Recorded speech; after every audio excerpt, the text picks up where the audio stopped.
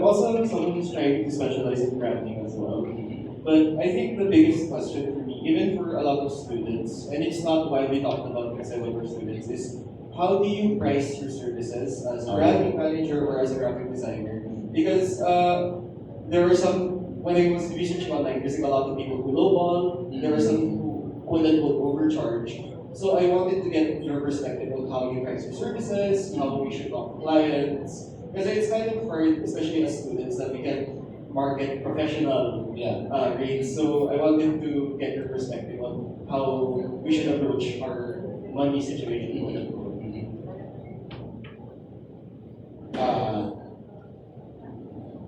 ako kasi noon, from the start, hindi, alam yung sinasabi nilang, mahirap yung pera dyan sa field na yan, parang gano'n. For me, parang nauna kasi yung love ko din sa art.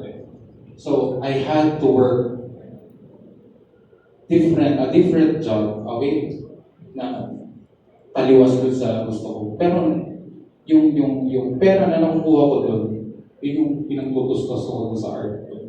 So, parang yun yung way na ginawa ko. So from there, from the start, gawa na ako ng gawa. Create lang ako ng create hanggang may naka-recognize. From there, naninil ako siguro talagang small prizes lang kasi sino ba naman ako? Parang gano'n. Hanggang people start recognizing my work. So na nakapag-prize na ako. Siguro nag-research din ako. Nag-analyze, nag-research din ako ng ano ba yung tamang ano.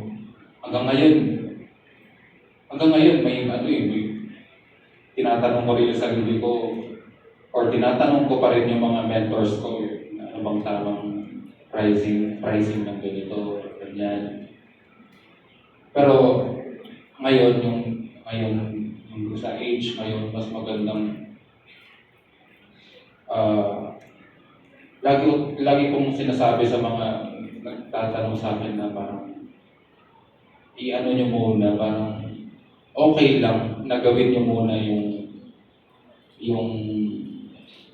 gawin nyo muna yung ginagawa nyo. Ayoko sabihin na without asking for advice, pero okay lang na kunin nyo yung iba-ibang jobs sa design na kahit konti lang yung because that's how you practice it. Doon mo ma-hone yung craft mo hanggang ano ka na sa makuha mo na yung alam mo yun, yung tamang hilitik ng tao para ano yun. Kasi may standard pricing naman talaga. Pupunta ka talaga sa standard pricing of things.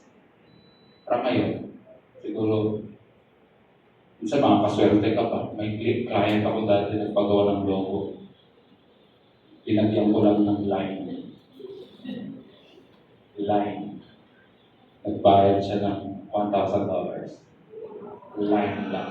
Ang ginagawa. May logo na sila actually. Sabi lang nila, paano mo gagawin? Alam mo ba lang, i-enhance. Sa totoo lang, in-overcomplicate ko din. Siguro ganito yung gusto nila. May ginawa ko, yung pinaka-ayaw ko pang ginawa, yun yung pinili nila. Linagyan ko lang ng line. Kasi yung ano nila, parang yung company nila sa